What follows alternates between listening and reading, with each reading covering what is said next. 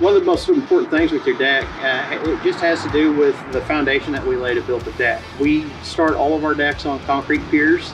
Our piers are all done at a minimum of 12 inch circumference and 36-inch depth.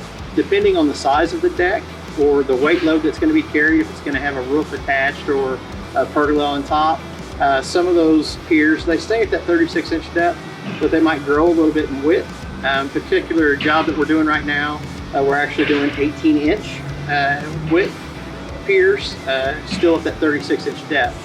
Just really important that we get below that crease line, that you have a really strong foundation to actually start your deck on and sit your posts on. We use, again, a structural support. This one's just called a post-based connector, and so these are actually bolted with an anchor bolt to the concrete through the plate. This particular holder will go on top of that, so you actually bolt that down together. This flap would fold up, and this is all attached to the bottom of your post.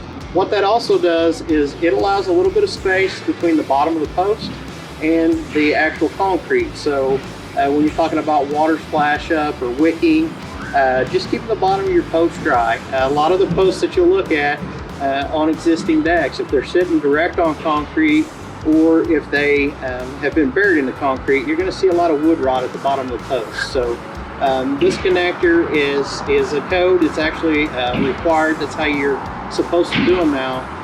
But this also prevents that rot. So you just get a longer lasting post, a longer lasting deck.